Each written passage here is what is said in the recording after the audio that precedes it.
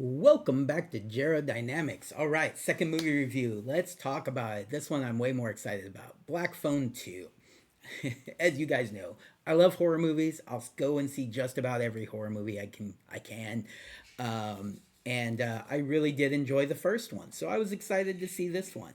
Um, when you watch the first one, and, I don't think that, spoilers are a big deal because it's an older movie, you should have seen it already. And two, also, this movie, the whole premise of the movie, you know that in the first one, the grabber dies, right? So when you watch the first movie, you're not expecting there to be a sequel. If anything, maybe a prequel, but no one was really expecting that. It was just a one and done good horror movie. And I know some people question the title of horror, but I think there's a lot of different genres of horror. I felt like it was a horror movie. I enjoyed it as a horror movie. Um, and then now this one is more your traditional horror movie. And I think that's the best thing about it is it does kind of go in that in a completely different direction from the first one while keeping all of the story points, all of the main characters. It doesn't go off the rails. It just changes it. Recently, we had the Megan movies, right, where the first Megan movie was kind of your more traditional, like, Child's Play type horror movie, AI type horror movie. And then the second movie, you know, wasn't even really a horror movie. It was more of a sci-fi, action movie than a horror movie, right? And so this one kind of tries to reinvent itself too, but just into a different genre of horror. I think this one succeeds where Megan failed. I think this it's definitely worth watching it, especially if you love horror like I do. All right, let's get into it. Okay, director is Scott Derrickson. I do enjoy his work. He has done another good movie with this one. Writers are C. Robert Cargill, Scott Derrickson, and Joe Hill. And if I let me check on that because I'm pretty sure. Let me just make sure. Yeah, Joe Hill is Stephen King's son. That's right. And I was pretty sure about that. So, anyways, Joe Hill is Stephen King's son. He is the writer on this movie. I think he has written other movies. Let me click back on his name again. He was the writer on the original Black Phone. He was one of the writers. Wait, he was a writer on Horns. He was a writer on In the Tall Grass. Oh, I did enjoy In the Tall Grass. That was good. So yeah, he's done some stuff. All right. Um, the stars of the movie, Mason Thames comes back. He is obviously older, and they have the character aged up, and it works perfectly. Um, then you also have Madeline McGraw is back. She was also in the first one as the younger sister. She is aged up. It fits the movie perfectly. Then you have Ethan Hawke is back as the grabber character. Although in this movie, you don't really see his face. He's wearing the mask almost the whole movie, and when he takes it off, it's kind of like more like a bloody zombie, you know, evil type face. It's not Ethan Hawke's face, but it's his voice the whole time. And I think he was on set, doing the physical acting of it. But really, they could have just had Ethan Hawke voicing it and have someone else doing the action or doing, But I think Ethan Hawke did it. Anyways, all three did a great job in this movie. We'll go ahead and get that out of the way. But what else do we know them from? Mason Thames plays Finn, and he is also in the most recent live action version of, not the most recent version, he's in the live action version of How to Train Your Dragon. He was in Monster Summer. He was in For All Mankind, a TV series. Yeah, young guy. I think he is probably over 18 now, but he was a child actor. No, he's 17, or he was 17 at least. So still technically a child actor, but we'll see a lot more of him moving forward. I know they're doing another How to Train Your Dragon movie at least. All right, Madeline McGraw. What else has she done? Anything else? Because she's very young also. Um, she was the daughter in American Sniper. She did a voice in Toy Story 4. She was in a TV series called Outcast. The Curse of the Necklace. She was the voice of Hope Van Dyne in What If. I think she actually played it live action too, if I remember correctly. So she's actually technically done more stuff than the other guy. The Mandela Effect, The Harbinger.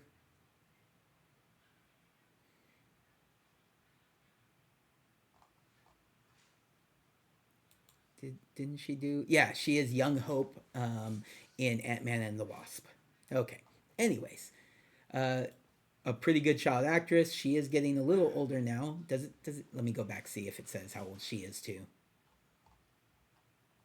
But she's still a child actress. Um, no, I don't think it says how old she is here. Oh wait, no, born 2008. Let's see. Is she older? No, they're the same age. Okay, so she's playing the younger sister, but she's old. She's they're the same age. Okay. All right, so same age. All right. And then we have obviously Ethan Hawke. He's done tons of stuff. He most recently, or what they say he's most well known for. Let's start there. Training Day, Before Sunrise, Before Sunset, and Before Midnight, which I guess was a series of movies he was in that I have no idea about. So I don't know. Maybe I'll see what that is. He's in a TV series right now called The Lowdown.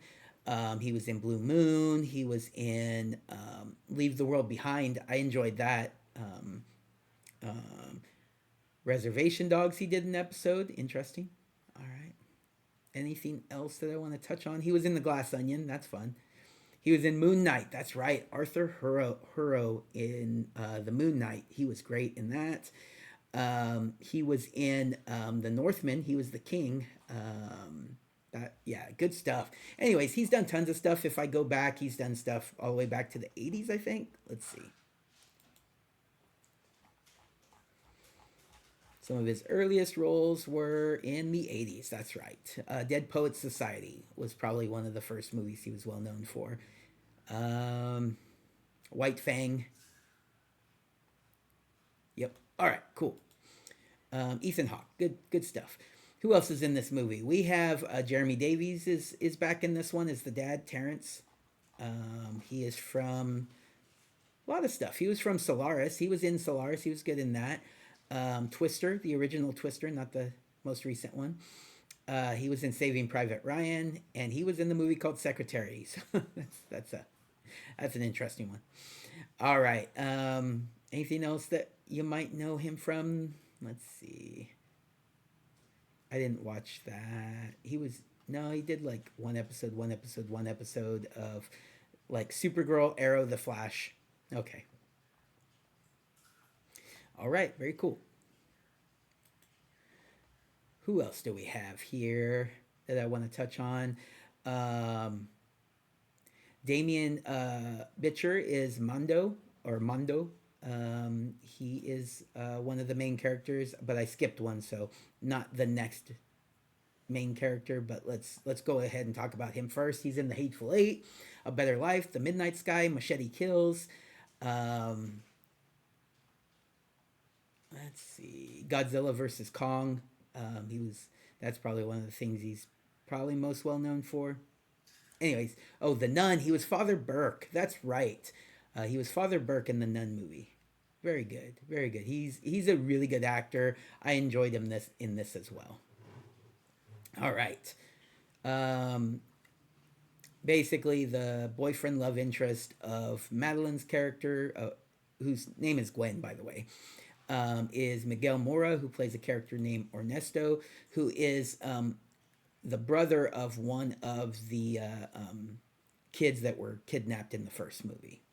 And I think he was in the first movie. Yes, he was. He plays a character named Robin, so they continued him on too. They did a really good job with that, by the way, carrying the characters on, the actors. But he played Robin in the first one as well. Um, oh, interesting. Wait a minute. Wait a minute. So in this one, he plays Ernesto, which is Robin's brother, and in the first one, he played Robin. Ah, Okay, that makes sense. That's interesting. So he played his own brother in the first one. That's fun. All right. And yeah, that's what he's done. He's done the Black Phone. He did an episode of a show called So Help Me Todd, and then he did the Black Phone too. So maybe we'll see more from him. He did a good job.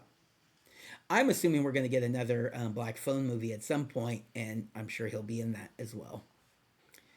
Um, and I think the only other character that really needs to be touched on is Ariana Rivas, who plays a character named Mustang, and she helps them solve the problems and figure out what's going on.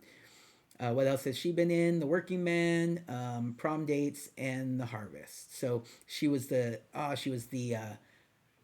main girl in The Working Man. Okay, all right.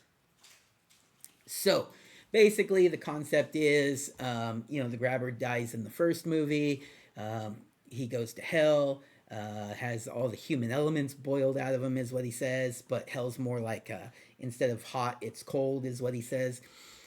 Anyways, so he's back as kind of like a Freddy Krueger type of character who can kind of affect dreams, and he was a serial killer who goes to hell and then comes back, right? So very, very similar to Freddy Krueger and Nightmare on Elm Street, but with its own flavor and its own thing. It's not like just a direct ripoff. Um, and I enjoyed it like I enjoyed the Nightmare on Elm Street movies. It was very good. They did a lot of the same kind of like concepts of where you couldn't always see the grabber as if you were watching, but the grabber was interacting with the person who was dreaming, that sort of thing. Very cool stuff. Um, the grabber lures them up to camp that's up in the mountains, and it's the winter, so there's a snowstorm. It's so you get that whole vibe of being in the snow, which is way different than the first movie, and very enjoyable.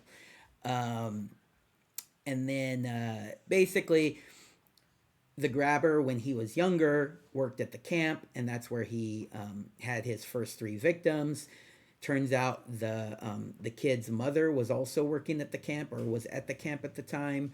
And then later on, when the grabber started doing his kidnapping thing, their mother, who had clairvoyance things, was able to kind of like sense that. And we'll get into too many spoilers if I give that all away, but basically there's connections between the mother and the grabber, and the kids and the grabber, and it's really, really interesting.